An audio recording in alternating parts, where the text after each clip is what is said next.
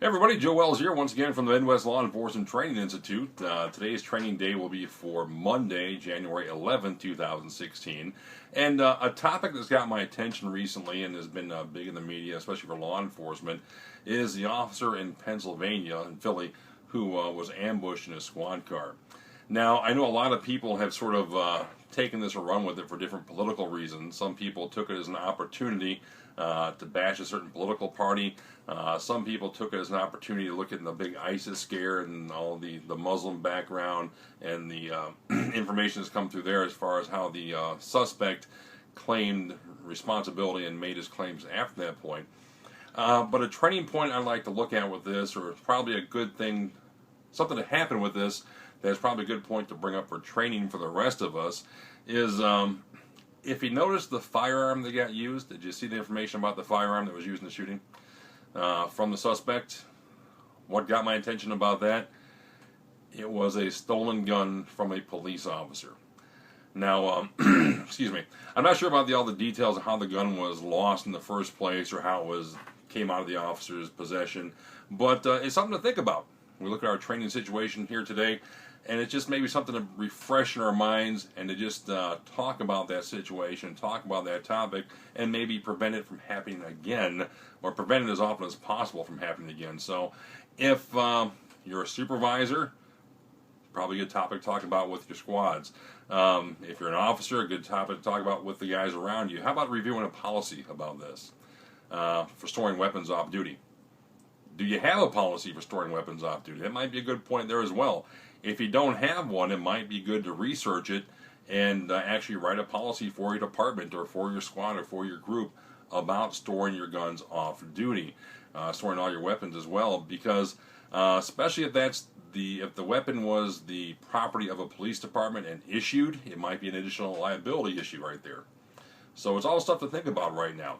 And as we talk about this topic, can you assess how you handle your weapons off duty? Have you thought about that? And I'm sure a lot of guys sort of get hardcore about it. I'm always safe. But at a certain point, hate to say it, but as a veteran officer, you notice some complacency come in, and it's a deadly weapon. It's a gun. It's something that can take away a life. But when you wear it every day and it's a constant tool of your trade, it sort of loses some of that luster for a lot of police officers. And you sort of forget about what it is sometimes, I think. So can you think of a time when maybe you didn't store your weapon in a safe way, or probably a way you should have? I'm sure most police officers probably can think of a time. And just to maybe review some situations that might pop up with a situation like this. If you're wearing your firearm off duty and you go into somewhere like a store or maybe a school and you don't want to wear it into that school, you don't tell me you flip it under the front seat of a car, right? Bad idea, right? Something to review here. I'm sure it's been done. I'm sure it's been done pretty often. And I'm sure some people even watching this video might even store a gun in a car or leave it stuck in a car, throw it in the glove box, between the seats, under the seats, and you think, it's my weapon, it's there when I need it. But how many guns do you think are lost during car thefts or thefts from vehicles? Exactly. Do you want your weapon lost like that? I don't want mine lost like that. So maybe something to review. Give yourself a serious check on this. Give yourself some serious scrutiny and look at what you do personally. And if you do something that's maybe not that safe, make an effort to change it. How about your house? When you get home from work, do you have a certain place your weapons go? Do you have a certain shelf or a closet or something like that?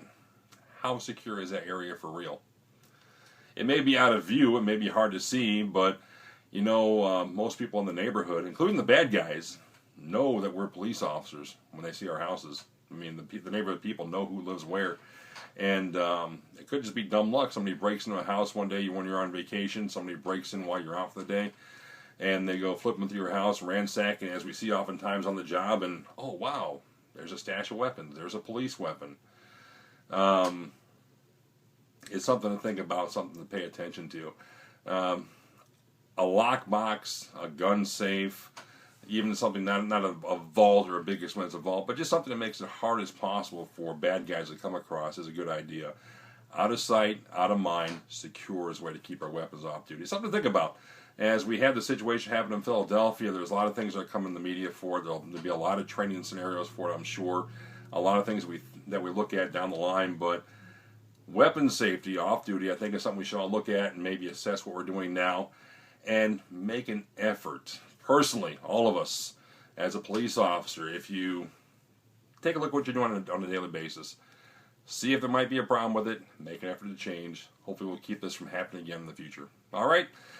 Thanks a lot. Good training session for today. As always, we try to have a training video up every Monday. Thursday is Cop Talk and also our product review days for Thursdays. So please help us out and with the channel and with our efforts here at MLETI.com. Subscribe to our channel on YouTube. Like us on Facebook. We'll see you online. As always, be safe. Talk to you later on.